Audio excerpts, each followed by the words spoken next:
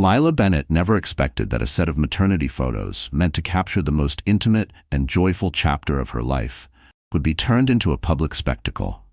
Yet there they were, splashed across her ex-husband's social media feed, accompanied by captions so cruel they sliced through her like broken glass. "Guess she finally found someone desperate enough," one post read. "Baby wait before the baby's even born," said another. The words weren't just from strangers. They were shared, liked, and commented on by people she'd once considered family. But the worst part, the man who started it all, Ethan, her ex-husband, was the father of the child she was carrying. It wasn't just a joke to him. It was revenge disguised as humor. They'd been divorced for only 6 months, and he'd wasted no time flaunting his new girlfriend on every platform possible. But now he had crossed an unforgivable line. He had taken something sacred and turned it into ammunition. Lila sat at her small kitchen table, staring at the screen of her phone until the images blurred. The soft hum of the refrigerator was the only sound in the apartment. She wasn't someone who cried easily, not after surviving a messy divorce, losing her job in the same month, and learning she was pregnant while alone. But now the tears came, hot and unrelenting. Her best friend Carla was the first to call. "Don't look at it," Carla urged. "Block him. Delete your accounts. Just don't give him the satisfaction." But Lila couldn't. She read every single comment, each one chiseling away at her dignity. The world didn't know their story. They didn't know that Lila had been there when Ethan's business was nothing more than an idea scribbled on a napkin. They didn't know that she'd spent 5 years building him up, working 2 jobs so he could focus on his startup. And they certainly didn't know that when his company finally took off, he traded her in for a woman 10 years younger. Ethan's new girlfriend, Tiffany, was everything Lila wasn't: blonde, petite, and obsessed with curated Instagram posts that showcased their perfect life. And now, Tiffany was part of the mockery too, leaving laughing emojis under the cruelest comments. Lila wanted to scream, to fight back, to tell the world what really happened. But what good would that do? They just twisted against her. She could hear Ethan's voice in her head. "You always overreact, Lila." She put her phone down and pressed her palms into her eyes, willing herself to breathe. She wasn't just protecting her own pride anymore. There was a life inside her, and that life deserved a mother who didn't break under the weight of someone else's cruelty. And yet, something inside her shifted that night. The humiliation, the anger, the betrayal, they didn't just hurt, they burned. And from that burn came a quiet, dangerous resolve. She wasn't going to beg him to stop. She wasn't going to hide. She was going to answer him in a way the entire city would see. And when she did, Ethan Bennett would wish he'd never opened his mouth. By morning, the storm online had turned into a flood. Ethan's posts were now being stitched into short videos, strangers laughing over music, pointing at her belly like it was a punchline. Lila kept the curtains drawn. She made oatmeal she didn't eat, and sat at the table with both hands around a mug that had gone cold. Carla showed up without asking, dropping a paper bag of bagels and a hug that lasted a little too long. "You don't deserve this," she said. "None of it." "I won't beg him to take it down," Lila answered. "If I fight on his terms, he wins twice." Carla glanced at the framed prints from Lila's maternity shoot lined along the wall. "They're beautiful," she said. "Simple, honest, that's the part he can't stand." They talked about options: a lawyer, a statement, reporting the posts. Each idea sounded small next to the size of the damage. Lila shook her head. "It has to be something that makes him stop and think before he opens his mouth again." They went for a walk because the apartment felt like a box. On the corner, a giant billboard floated above traffic. Some perfume brand, a woman in a silk dress under the words "Own Your Story." Lila stared at it for a long time. Carla followed her eyes. "You're not thinking." "Why not?" Lila said quietly. "He made me public to humiliate me. I'll be public to tell the truth." Carla winced. "Billboards cost a fortune." "Maybe not all of them," a calm voice said behind them. They turned. The man looked familiar, though Lila couldn't place him at first. Early 40s, kind eyes, the sort of presence that made room go still. He held a small terrier on a leash and wore a baseball cap like any other neighbor. "You're Lila Bennett," he said, not a question. "You painted the pediatric wing mural at St. Luke's 3 years ago. My mother loved it. She sat under it during chemo. I never forgot your name. Memory clicked into place. Mr. Croft? She asked. He nodded. Julian. Carla's mouth fell open. Croft? As in? Julian raised a hand, gentle. Just Julian, please. He glanced up at the billboard. You want one of those? I want my dignity back, Leila said. And I want him to stop thinking women are furniture he can move around. Julian studied her face, the steadiness in it. Good answer. He tapped his phone. I know the company that owns most of the digital boards between Midtown and the West Side. If we move fast, we can place something by tomorrow at dawn. Leila folded her arms. I'm not a charity case. Then don't be, Julian said. Let it be a trade. My foundation is building a new arts program for kids coming out of treatment. We need someone to lead it for a year. You take the job. I'll underwrite the board as project promotion. Carla squeezed Lila's arm. This is real, Lee. Leila looked at Julian. One more thing, he added, voice softer. The internet is cruel. If you stand alone on that board, they'll try to break you again. If you stand with someone, they'll have to think twice. With who? Me, Julian said simply. No scandal, no gossip. We present it clean. A mother choosing joy, a community standing with her. I'll take the heat that should never have been yours. Lila's first instinct was to refuse.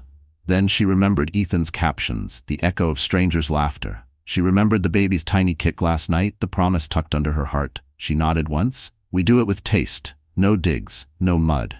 Julian smiled. Class over noise. Agreed.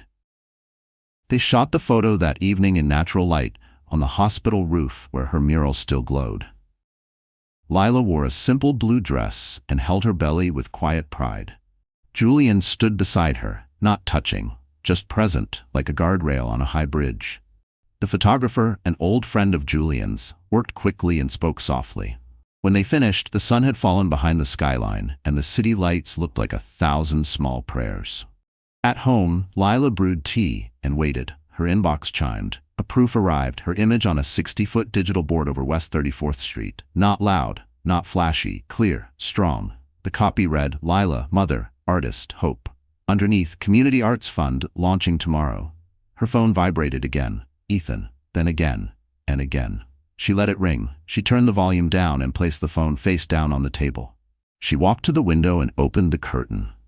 The city breathed back at her. Horns, voices, the steady pulse of a place that had swallowed bigger stories than hers and kept moving. Lila rested her palm on her belly and spoke softly. Almost a promise.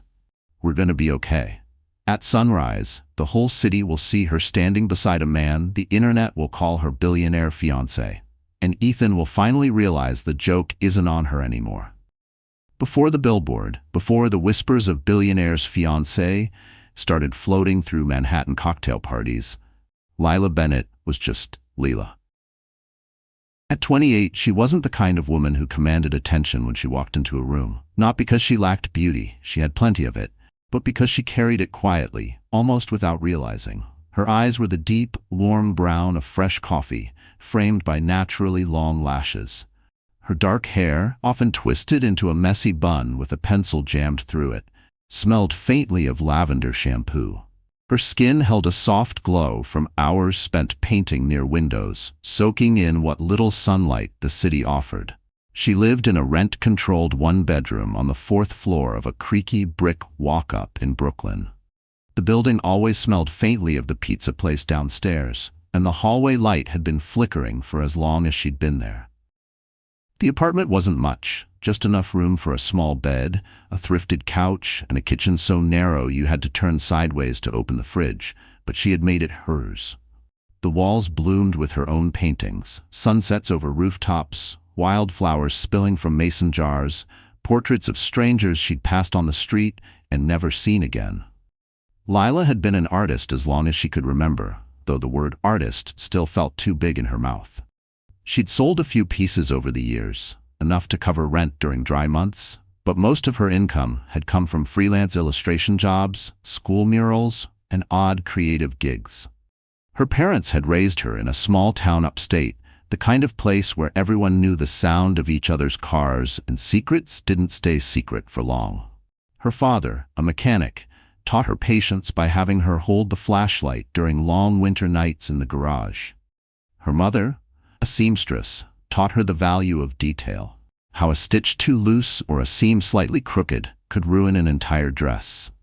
From them, Lila inherited two things: stubbornness and pride in doing things well, even if no one noticed. Meeting Ethan had felt at the time like the universe stepping in. She'd been 22, just out of college with a portfolio she didn't know how to use. He was 27, freshly unemployed after quitting a job he hated, full of grand ideas about starting his own business. They met at a friend's rooftop barbecue. He'd made her laugh with an impression of their host, and she'd offered to help him design a logo for his first project. One project became another, and then another. Soon she was designing his branding, his pitch decks, even helping with client proposals. He was charming, ambitious, and convinced they were a team against the world. In the beginning, she believed it. They married 2 years later in a tiny ceremony under the oak trees at her parents' house. The first years weren't easy. Money was tight, but they made it work. She picked up extra work painting storefront signs and illustrating children's books while he took meetings with investors. She believed in his dreams so much that she poured her savings into it without hesitation. And when the company finally took off, she thought the struggle had been worth it. But success changed Ethan. At first it was subtle: longer hours, more business trips, fewer shared dinners. Then came the new clothes, the upgraded car, the invitations to networking events she wasn't welcome to attend. Lila told herself it was just part of growth, that they were still the same team. Until the night she found the text messages. They weren't explicit at first, just inside jokes and late-night check-ins from someone named T, but the tone was unmistakable. A few weeks later, he told her about Tiffany, as casually as if he were discussing the weather. He said the marriage wasn't working for him anymore, like it was a business deal that had run its course. By the time she realized the man she'd built a life with was gone, she was already carrying the child they'd planned for years. The pregnancy should have been a celebration, a long-awaited chapter after years of maybe next year conversations. Instead, it became the silent reason she kept moving forward. She didn't tell Ethan right away. Something in her knew that the man he'd become wouldn't see it as a gift, but as an inconvenience. When she finally did tell him, his reaction confirmed it. No joy, no awe, just a measured nod and a quick, "Well, we'll figure something out." The words landed like stones in her chest. She moved out 2 weeks later, packing what she could into cardboard boxes and leaving the rest behind. Her attorney advised her to fight for the apartment and a share of the company she'd helped build, but Lila didn't have the energy for a drawn-out battle. She wanted peace, not war, at least at the time. In her new life, she kept things small and quiet. She took on mural projects for local businesses, the kind of work that let her set her own schedule and avoid the sharp edges of corporate culture. Her days were measured in brushstrokes and cups of tea, punctuated by doctor's appointments and the occasional phone call from her mother checking in. Carla became her anchor. They'd been friends since college, bound together by bad art school critiques and late-night coffee binges. Carla had seen her through heartbreaks, creative slumps, and now the slow unspooling of her marriage. She was the one who insisted Lila keep her maternity shoot appointment, even when Lila argued it felt silly to pose for photos alone. "You're not alone," Carla had said. "You've got that baby, and you've got me. We're doing this." The shoot had been simple: a rented studio with soft lighting, a few changes of clothes, and a photographer who spoke in gentle, encouraging tones. For a few hours, Lila felt almost normal, beautiful even. She didn't know those images would later be twisted into something cruel. But cruelty was a language Ethan had learned fluently. The man who once brought her coffee in bed now brought strangers into their private moments, turning them into jokes for likes and shares. Still, Lila wasn't the type to go on rants online. She didn't post cryptic quotes or air dirty laundry. She preferred to keep her dignity, even if it meant swallowing her hurt in silence. But the Billboard idea, that was different. That wasn't about pettiness. It was about reclaiming the narrative, taking back what was hers in a way that couldn't be misinterpreted. Julian Croft's offer came at the right time, but it wasn't charity that made her say yes. It was the way he'd listened without interruption, the way he'd looked at her like she wasn't broken, just bruised. And maybe, just maybe, It was the fact that standing next to someone the public respected might shield her from the worst of the backlash. That night, after signing the paperwork for the arts program job, she lay awake in bed with the proof of the billboard glowing on her phone screen. She imagined the faces of the people who'd laughed at her online, seeing it for the first time. She imagined Ethan's expression, tight, calculating, scrambling for control he no longer had. For the first time in months, she smiled in the dark. Because tomorrow, the city wouldn't just see her pain, they'd see her power. New York had always been a city of contradictions for Lila. Loud but lonely, beautiful but unkind. She'd moved there at 21 with a duffel bag, a sketchbook, and just enough savings to make it through 3 months. Over the years, the city had given her inspiration, heartbreak, and a kind of resilience she never would have found anywhere else. Her Brooklyn neighborhood was far from glamorous.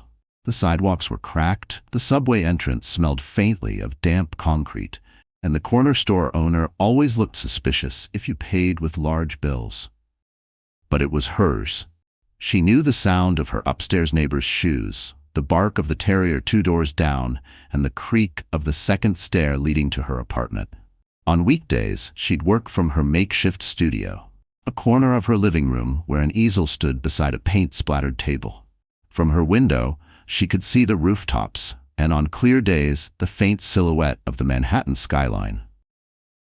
It was enough of a view to remind her she was part of something bigger, even if her life felt small.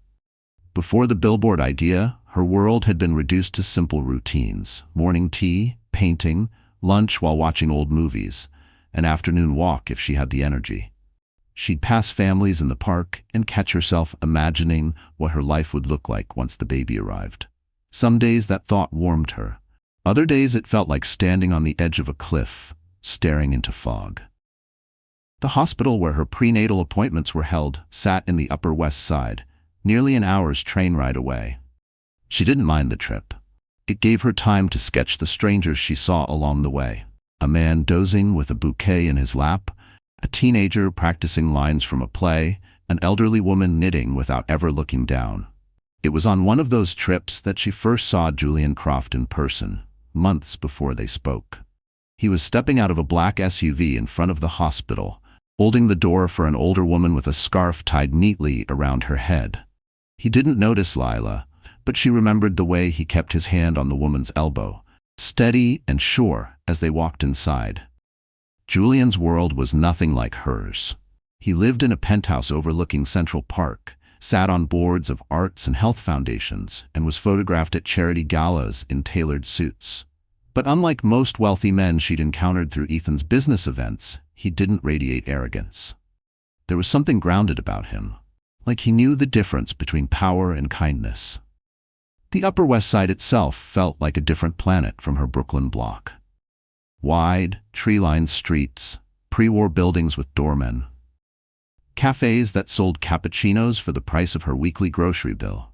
She'd sometimes linger there after appointments, wandering into bookstores or sitting on a bench just to watch the people pass by. This contrast between the quiet corners of her life and the glittering stage of the city was about to collapse into a single moment. The billboard, once it went up, would bridge those worlds. Everyone, from her Brooklyn neighbors to the socialites of Midtown, would see the same image: Lila standing tall, unashamed, reclaiming her own name. And yet, even as the idea took shape, the city carried on around her as if nothing were about to change. Buses roared, street vendors called out deals on hot dogs, couples argued under streetlights. It was humbling and strange to feel on the verge of something life-altering while the rest of the world kept moving. But somewhere in that restless city, Ethan was still smiling, completely unaware that the ground beneath him was about to shift. The week leading up to the billboard launch became a strange kind of limbo for Lila. She still went through her routines, painting, tea, walks, but each moment felt like holding her breath. Carla kept checking in, half excited, half worried about what might happen once the image went public. "You know he's going to call you the second he sees it," Carla said one afternoon as they sat in Lila's kitchen. "I know," Lila replied, slicing an apple. "I'm counting on it." The placement Julian had secured was more than strategic. It was brutal in its precision. The main digital billboard stood just 3 blocks from Ethan's office, right along the route he took to meet clients. There was no way he could miss it. Meanwhile, life in Brooklyn kept moving in its familiar, unpolished rhythm. The woman downstairs kept burning incense that smelled like sandalwood and cinnamon. The teenage boy next door practiced guitar loudly, always messing up the same chord. These sounds and smells anchored Lila to the life she had built for herself, separate from Ethan's polished, performative world. But the city's other side, the world Julian inhabited, was starting to seep in. She met with the foundation's PR team to finalize the billboard copy, and they treated her with a level of respect she wasn't used to. They didn't talk down to her, didn't question whether she fit the image they wanted to project. They just asked her what she wanted people to feel when they saw it. "Hope," she'd said without hesitation. "I want them to see that you can be hurt and still stand tall." That night, Julian invited her to view the printing tests for the billboard at a studio in Midtown. It was surreal. Her face, her growing belly, blown up to a scale that made her step back. She half expected to feel exposed, maybe even embarrassed. Instead, she felt solid. Julian noticed. "You don't flinch when you look at yourself," he said. "I've had to learn not to," she replied. There was a pause, the kind that didn't need filling. Walking back to the subway, she caught her reflection in a store window. The city lights made her skin look warmer, her eyes steadier. For the first time in months, she didn't look like someone surviving. She looked like someone choosing. 2 days before the launch, rain slicked the streets, and a heavy mist blurred the skyline. Lila stood at her window, watching droplets race down the glass. She thought about how much of her life had been lived in the background, supporting someone else's dreams, keeping her own ambitions quiet. Now, she was about to step into the kind of visibility she'd never sought, but maybe had always deserved. She imagined Ethan's voice, dripping with that practiced arrogance, and the way it would falter when he saw her image above the city. She imagined the questions he wouldn't be able to answer, the conversations he'd have to dodge. The thought made her smile.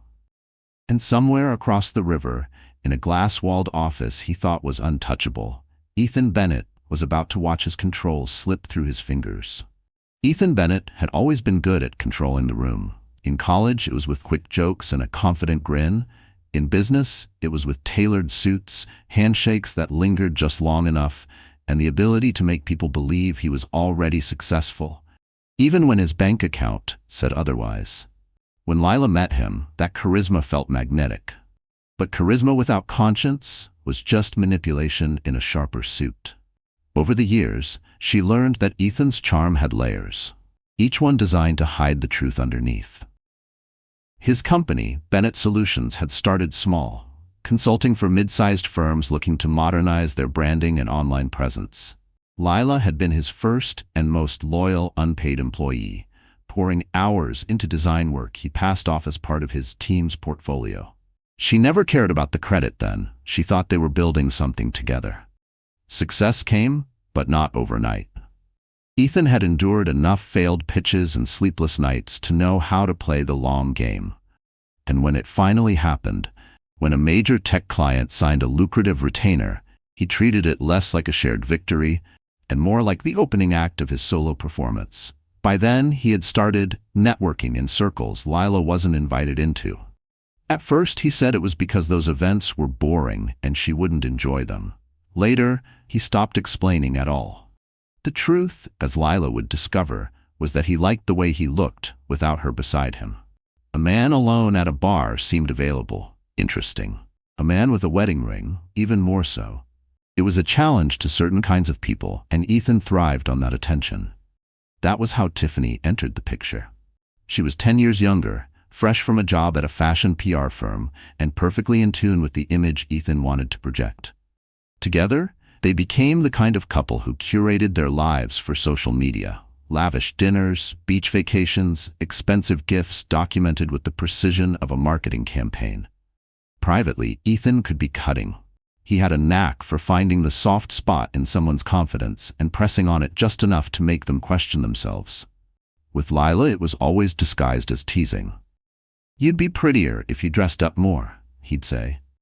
Or, you really should think about toning up before the baby comes. Small comments, but over time, they worked like erosion. By the time their marriage ended, Lila barely recognized the woman she'd been when they met. Ethan, however, didn't look back. To him, endings were just marketing opportunities. The divorce became a way to reinvent himself as the eligible CEO, a narrative Tiffany helped polish with endless posts about their fresh start. When the maternity photos appeared, Ethan saw not a moment of vulnerability, but a setup for his brand of humor, mean-spirited, dressed in irony. He didn't expect anyone to defend Lila. In his mind, people liked him too much to take her side. What Ethan didn't know was that the city he thought he owned was about to become the stage for his undoing. Ethan's confidence was not just arrogance, it was calculation. He believed people only remembered the last thing they saw, so he made sure the last thing was always his version of the story. He curated his image meticulously, the sharp navy suits, the watch that cost more than Lila's yearly rent, the way he leaned in during conversations to make people feel chosen. In his mind, perception was reality. If he looked successful, if he acted untouchable, then he was. And for years, that illusion worked. Clients loved him, investors trusted him, and acquaintances envied him. He believed the rules didn't apply to him, not in business, not in relationships, and certainly not online. That's why mocking Lila's maternity photos had felt like harmless sport to him. In his eyes, she was no longer part of his story. She was a footnote. If she was hurt, that was her problem. At private dinners with friends, he'd make offhand comments about her, always with a smirk. "She's doing the single mom thing now," he'd say, swirling his drink. "Probably painting in some Brooklyn shoebox and thinking it's romantic." Tiffany would laugh, tucking her hand into his arm like she'd just been told the most charming joke. She had no loyalty to Lila. Why would she? In her mind, Lila was the past and she was the upgrade. But Tiffany had her own motives. She enjoyed the attention Ethan's subtle cruelty generated. Every post that hinted at Lila without naming her got engagement, and engagement meant followers. Followers meant invitations, brand deals, and a step up in the world Tiffany had been clawing her way into. Still, not everyone in Ethan's circle found it amusing. His head of PR, Dana, had quietly advised him to take the posts down. "You're playing with fire," she warned. "Public opinion turns fast, especially when there's a pregnancy involved." Ethan brushed her off. "Relax. People know I'm joking. Besides, who's going to side with her? She doesn't have a platform." That was his blind spot, assuming silence meant weakness. Ethan had always equated visibility with power, never understanding that some people wait in the shadows not because they're afraid, but because they're planning. In the days before the Billboard, Ethan was riding high. Bennett Solutions had just closed a deal with a major luxury brand. Tiffany was angling for a magazine spread, and the city was buzzing with summer events. He felt untouchable. On the night before the launch, he left a charity dinner early, telling Tiffany he had meetings the next morning. In truth, he wanted to finalize a deal for an office expansion. He passed through Times Square on his way home, glancing up at the screens with idle pride. Advertising was theater, and he considered himself one of its best directors. The irony, of course, was that the largest stage in the city was about to feature him, but not in the way he imagined. Because while Ethan believed he was writing the ending of Lila's story, she had already written the first line of his reckoning. And by tomorrow morning, the man who thought he controlled the narrative would be staring at a 60-foot reminder that he was no longer the author. The sun had barely risen when the first photos hit social media. At 6:12 a.m., a commuter waiting for the light on West 34th Street looked up, saw the massive digital billboard, and instinctively reached for their phone. The post went live with the caption, "Anyone else see this? Gorgeous." Within minutes, it was shared across Instagram, Twitter, and TikTok. There she was, Lila, standing in that soft blue dress, one hand resting on her belly, her chin lifted just slightly toward the skyline. Beside her stood Julian Croft, hands in his pockets, posture relaxed but protective. No touch, no intimacy that could be twisted into gossip, just presence. The text was simple: Lila, mother, artist, hope. Beneath it, Community Arts Fund, launching tomorrow. By 7 a.m., hashtags began trending. Lila Bennett, mother, artist, hope. The Billboard. People who had never heard her name were suddenly debating her story over morning coffee. Some praised the elegance of it. Others speculated wildly about Julian's role in her life. "Is this a soft engagement announcement?" one tweet asked. "Or is this the classiest revenge in history?" another replied. Meanwhile, in a sleek glass office just 3 blocks away, Ethan Bennett's day began like any other. He walked into the building with a coffee in one hand, phone in the other, glancing over emails as he waited for the elevator. Then his assistant, nervously fidgeting with her tablet, stepped forward. "You might want to see this." Ethan looked up. Through the floor-to-ceiling windows at the end of the lobby, the billboard loomed in perfect view. For a moment, he didn't register what he was seeing. Then his jaw tightened. The elevator dinged, but he didn't step in. He stood there, eyes locked on the screen as it cycled through its loop. Every 15 seconds, there she was again. Lila, radiant and unshaken, with a man whose very name carried weight in the city's power circles. "Is this some kind of campaign?" he asked, voice low. "Apparently," his assistant said carefully. "It's all over social media." By 8:30 a.m., Ethan's phone was buzzing nonstop. Old acquaintances texted variations of, "Did you see this?" and "Man, that's cold." Tiffany called twice, then sent a message dripping with suspicion. "Care to explain why your ex is on a billboard with Julian Croft?" Ethan didn't reply. He was too busy scrolling through comment threads, each one worse than the last. People weren't laughing with him anymore. They were laughing at him. Meanwhile, across the river in Brooklyn, Layla sat at her kitchen table with a cup of chamomile tea. Carla was pacing, phone in hand, narrating the reaction online. "They're calling it the most dignified clapback in history," Carla said. "Lee, you're a phenomenon." Leela smiled faintly. "It's not about him. It's about me and the baby." Still, part of her couldn't help picturing Ethan's face at that exact moment. And somewhere in his corner office, Ethan was already dialing a number, someone he thought could make the whole thing disappear. The call went straight to voicemail. Ethan hung up, muttered a curse, and tried another number. This time, a groggy voice answered, his PR head, Dana. "Get it taken down," he snapped before she could say hello. Dana paused. "You mean the billboard?" "Ethan, that's not ours. We can't just take it down." "Then find out who bought it, and tell them." "Tell them what?" Her tone sharpened. "That you're embarrassed? That your ex-wife is doing something positive with one of the most respected philanthropists in the city? You'll look worse if you touch it." Ethan's grip tightened around his phone. "I don't care how it looks. This is public," Dana cut in. "And the public is eating it up. Half the comments are praising you for letting her go so she could shine. The other half, well, they're calling you a fool. You can't win this one by fighting it." Ethan ended the call without replying. In the reflection of his office window, he saw the billboard again, towering over the morning traffic. Every time it reappeared, it was like a silent accusation. Lila wasn't pleading for sympathy. She wasn't even acknowledging him. She was simply there, visible, unbothered. And somehow that was worse than any public attack could have been. Tiffany arrived at the office around 10 a.m., storming in with sunglasses still on. "So, when were you planning to tell me that your ex is now, whatever she is, with Julian Croft?" "She's not with him," Ethan said flatly. "Then why does it look like she is?" "Because, babe, the entire internet thinks she just traded up in the biggest way possible." Tiffany crossed her arms. "And honestly, they're not wrong." The jab landed harder than she probably intended. Ethan didn't answer. Tiffany muttered something about a lunch reservation and left, heels clicking like punctuation marks across the floor. By noon, news outlets had picked up the story. Some framed it as an inspiring partnership for the arts.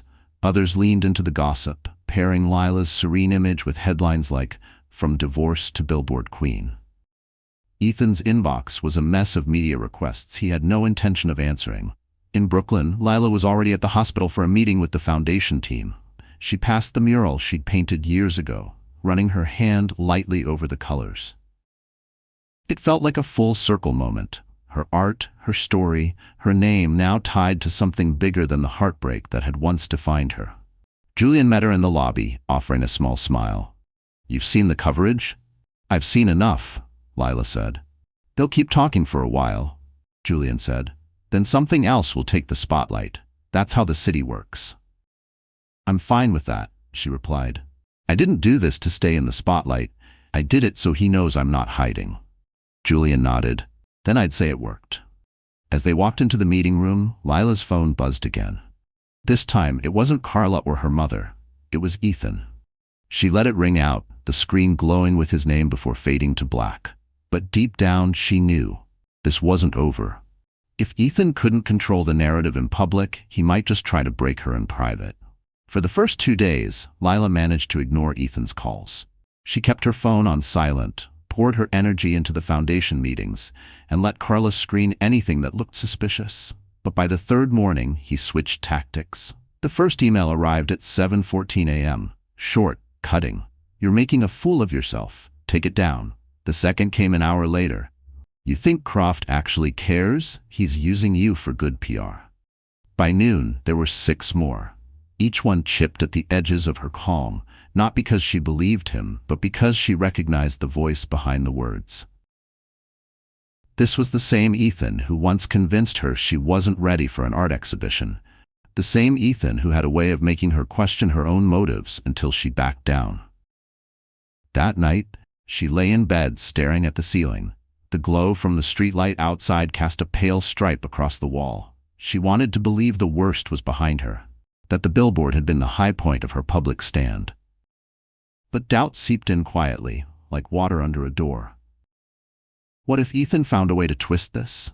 What if the public turned on her? She'd seen how fast online sentiment could shift, how one misleading headline could rewrite the truth in hours. Carla noticed the change. You're not eating, she said, sliding a bowl of soup across the table the next afternoon. What's going on in that head of yours? Lila hesitated. It's like I've spent so much time reacting to him, even now. I put up that billboard to move on, but it still feels like I'm letting him take up space in my life. Carla leaned forward. Lee, listen to me. You didn't do this for him. You did it for you, and that baby. Don't let him trick you into thinking otherwise. But the pressure didn't stop. That evening, a gossip blog ran a piece suggesting Julian and Lila were in a strategic romance to boost the Arts Fund's visibility. The comments were ugly. Strangers dissected her motives, her looks, even her worthiness as a mother. Lila didn't cry, but the words sat heavy in her chest. She closed her laptop and walked to the window, watching the blur of headlights below. The city she had once drawn inspiration from now felt like it was pressing in on her, each building a silent witness to her unraveling. She told herself she'd sleep it off, but at 2 a.m. she was still awake, scrolling through her own name on social media. And that's when she saw the new post. Ethan, grinning with Tiffany at a charity gala, holding a sign that read, "No hard feelings." The photo was infuriating in its smugness. Ethan's arm draped over Tiffany's shoulder, the sign angled just enough for the cameras to catch it. The caption beneath read, "Wishing everyone the best in love and life." It wasn't subtle, it was bait, an invitation for the public to see him as the bigger person, the one who had moved on with grace. And judging by the comments, it was working. Some people congratulated him. Others compared the two women, reducing Lila and Tiffany to bullet points in a competition neither had agreed to enter. Lila closed the app and set her phone down with more force than necessary. She walked into the kitchen, filled a glass of water, and tried to drink away the lump in her throat. But the words from those comments followed her like shadows.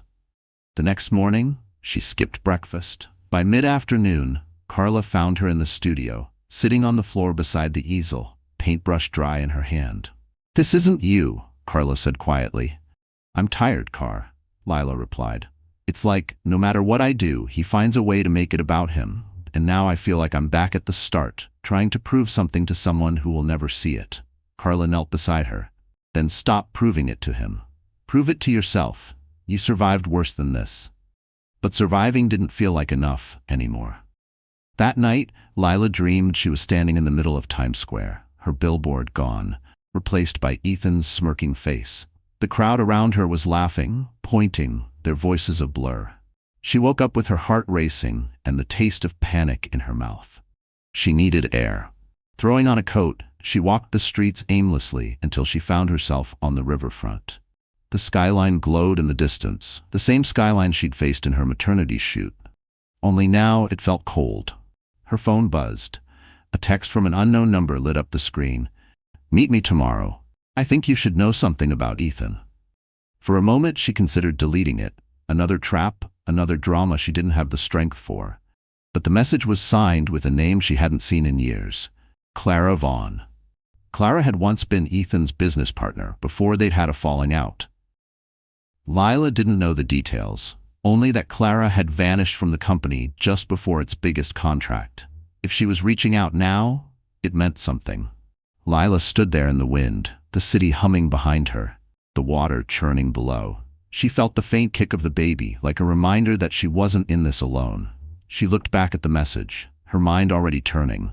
If Clara had a reason to contact her now, maybe it wasn't just about sympathy. Maybe there was something Ethan had kept hidden, something that could change everything. And for the first time in days, Lila felt a spark of something she'd almost lost.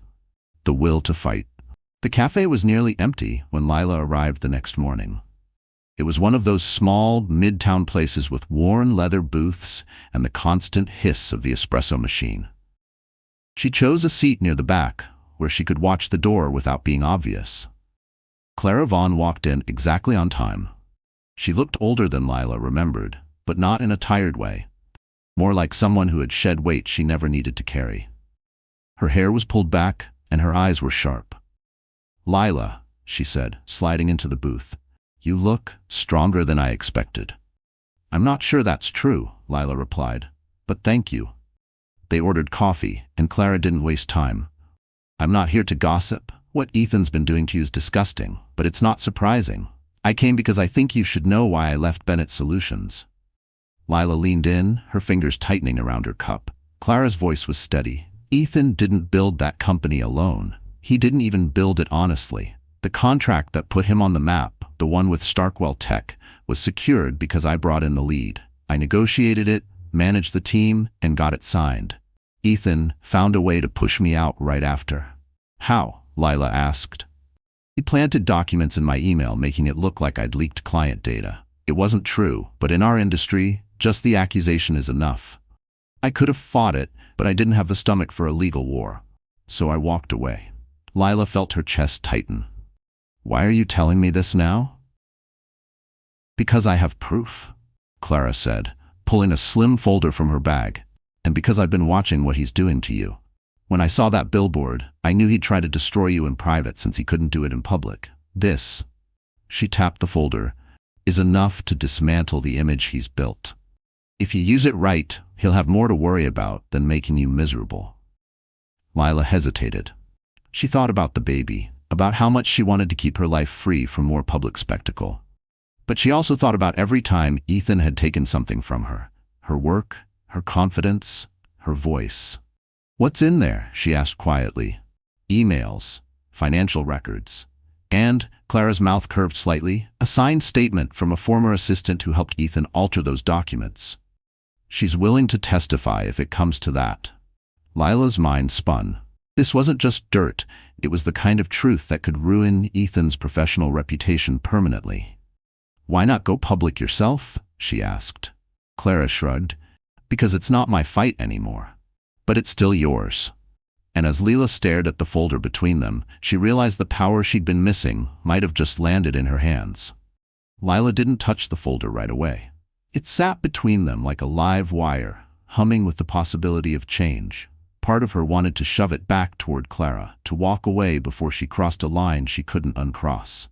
But another part, quieter, stronger, knew she'd already crossed it the moment she agreed to meet. Clara sipped her coffee, watching her carefully. "You're thinking about the baby," she said. "I'm thinking about whether this makes me any different from him," Lila replied. "It does," Clara said firmly. "He uses lies. You'd be using the truth."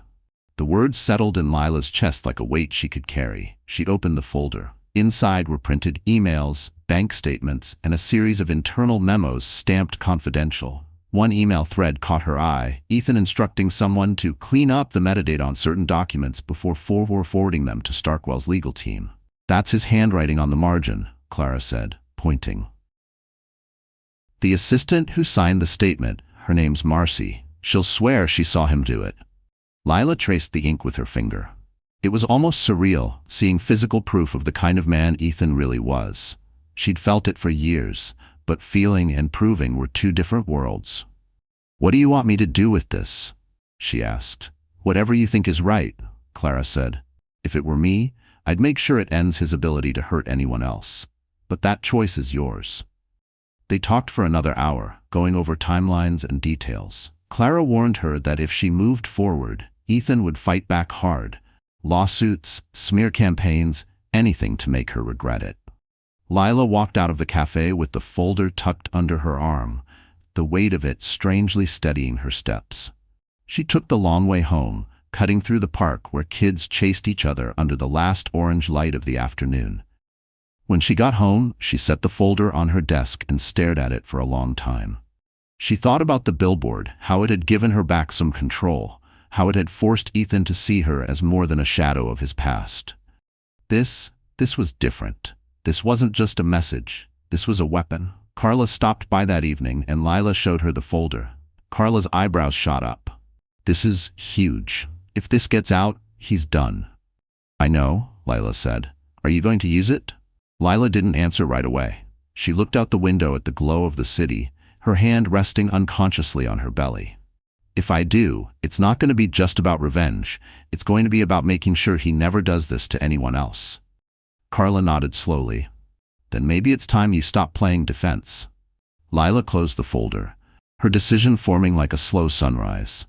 Because the next move she made wouldn't just protect her. It would flip Ethan's entire world upside down. The next morning, Lila woke up with a clarity she hadn't felt in months. The fear that had shadowed her since the billboard went up was still there, but it no longer controlled her. She knew what she had to do.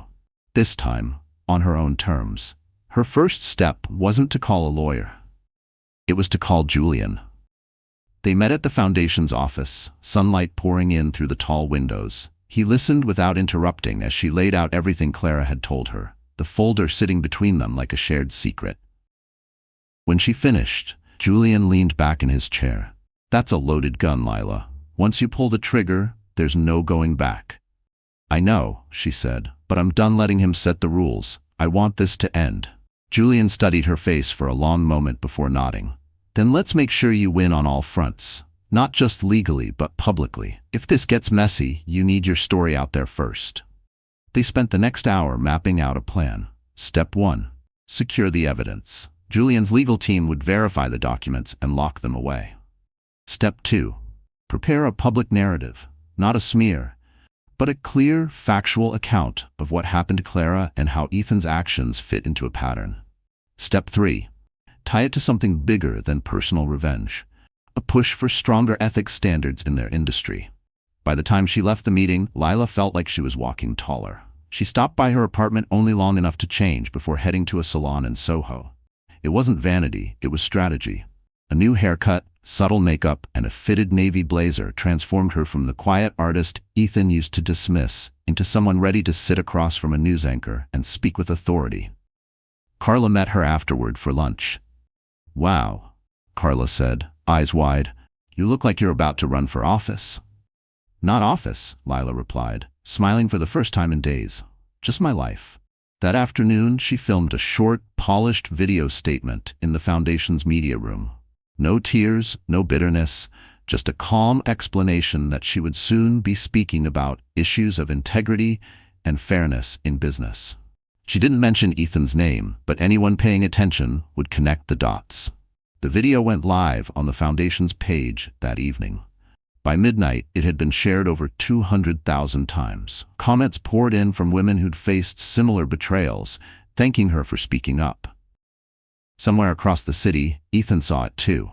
But this time, there was nothing he could mock without looking small. And for the first time, Lila realized she wasn't just surviving him anymore. She was outgrowing him. The days that followed felt different. Lila no longer avoided her reflection in shop windows or hesitated when stepping into a crowded room. She walked with purpose, her phone buzzing constantly, not with Ethan's harassment, but with interview requests, invitations to speak at women's business panels, and messages of support from strangers across the country. Julian's team worked quietly in the background, verifying every document Clara had given her. The legal review came back solid. The evidence was authentic, damning, and impossible for Ethan to explain away without implicating himself further. Still, Lila didn't rush. She knew the timing had to be perfect. Releasing the truth too soon could let him spin it as a personal vendetta. Waiting until the right moment meant the narrative would be hers, and hers alone. Carla was with her nearly every day, helping sort through messages and plan her schedule. "You're different," she said one evening as they sorted through a stack of speaking engagement requests. "I feel different," Lila admitted. "For the first time, I'm not reacting to him. I'm building something of my own." One afternoon, she visited the mural at the hospital again. A group of children in art smocks were painting nearby as part of a workshop. One little girl with paint on her cheeks asked, "Are you the lady on the big sign?" Lila laughed softly. "I guess I am." "Are you famous?" the girl asked. "No," Lila said, kneeling down to the child's level. "But I am someone who didn't give up when people were mean to me, and you can be that too." The moment stayed with her. It reminded her why she was doing this, not just to win against Ethan, but to stand as proof that women could reclaim their dignity and rewrite their stories. By the end of the week, the plan was set. Julian would host a charity gala for the Arts Fund, with key media outlets invited. Lila would speak briefly about the program, and then, without fanfare, the evidence folder would be handed to a trusted investigative journalist. It wasn't about spectacle, it was about precision. The night before the gala, Lila sat at her desk, looking at the folder one last time. It no longer felt like a burden. It felt like a key, one that could lock Ethan out of her life for good. She placed it in her bag and turned off the light. Because tomorrow night, in a room full of the city's most powerful eyes, Ethan Bennett's perfect facade would crack, and she would be the one holding the hammer. The night of the gala shimmered with the kind of opulence only New York could stage. Crystal chandeliers cast warm light over the grand ballroom, the air alive with the soft hum of conversation and the clink of champagne glasses. Guests arrived in tuxedos and gowns, drifting between art displays and silent auction tables. Lila stepped out of the car with Julian at her side, the cameras flashing instantly. She wore a sleek black gown, her hair swept up to reveal the simple diamond studs her mother had given her years ago. She didn't need anything more. The confidence in her posture was the most striking accessory of all. Inside, the program unfolded smoothly, opening remarks, a brief musical performance, and an art showcase from the hospital's children's program. Lila's speech was scheduled near the midpoint, just before the live auction. When Julian introduced her, the room quieted. Lila walked to the podium, her heart steady despite the hundreds of eyes watching. "Good evening," she began, her voice calm but clear. "When I first picked up a paintbrush, I never imagined it would lead me here, to a room filled with people who believe art can change lives. This program isn't just about creativity. It's about dignity. It's about giving voices to those who have been silenced." She paused, letting the words settle. "I know what it means to be silenced, and I know what it takes to speak again." She didn't mention Ethan by name, but the weight of her words was unmistakable. Cameras from 2 news outlets were trained on her, recording every syllable. When she finished, the applause rose like a tide. Julian stepped forward to thank her, then smoothly transitioned to introducing the evening's special press partners.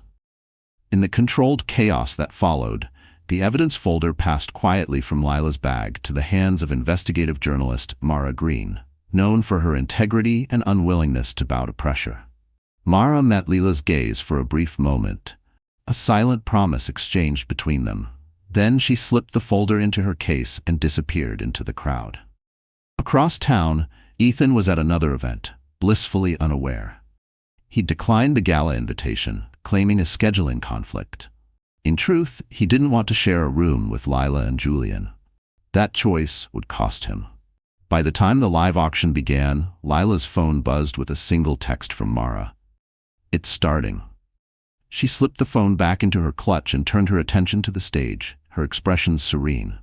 Because while the ballroom sparkled with champagne and applause, the first draft of Ethan Bennett's public downfall was already being written. The story broke just after 9 p.m. While the gala guests were bidding on a signed painting, notifications began lighting up phones around the room. Mara Green's article had gone live on the front page of the Metropolitan Ledger. Exclusive. Documents reveal Bennett Solutions secured landmark contract through fraudulent means. The headline was followed by scanned images of Ethan's annotated instructions to alter files, testimony from Marcy, and a detailed timeline of Clara Vaughn's forced exit. It was methodical, damning, and impossible to spin as a misunderstanding. Within minutes, other outlets picked it up. Hashtags began trending. Bennett exposed, truth over power. Some posts paired the article with photos of Lila at the gala that very night, calling it the quietest, sharpest revenge in history. Julian was mid-conversation when his phone buzzed. He glanced at the screen, then at Lila, his brow lifting just slightly. "It's out," he murmured. Across the city, Ethan was at a rooftop mixer when the first message hit his inbox. Then another. And another. Someone shoved a phone in his face, the glaring headline staring back at him. "What is this?" he barked. "Looks like someone finally caught up to you," the man replied before walking away. Ethan's pulse spiked. He excused himself, stepping into the hallway to call Dana, but she didn't answer. The second attempt went to voicemail. His mind spun through possibilities, scrambling for damage control. By 10 p.m., the story had snowballed.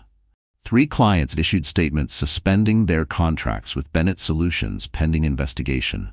The company's stock, which had been riding high on recent deals, began to dip in after-hours trading. At the gala, Lila remained composed, even as whispers about the breaking news spread among guests. She didn't gloat. She didn't even bring it up. She posed for photos with donors, complimented the artwork on display, and made sure the evening stayed centered on the arts program. Carla approached her during dessert, her grin barely contained. "Have you seen the numbers? The article's already been read 500,000 times. He's done, Lee." Lila's gaze softened. "Maybe. But this isn't about watching him fall. It's about closing the door for good." She stayed until the final toast, then quietly slipped away. Outside, the summer air was warm, the city buzzing with its usual nighttime pulse.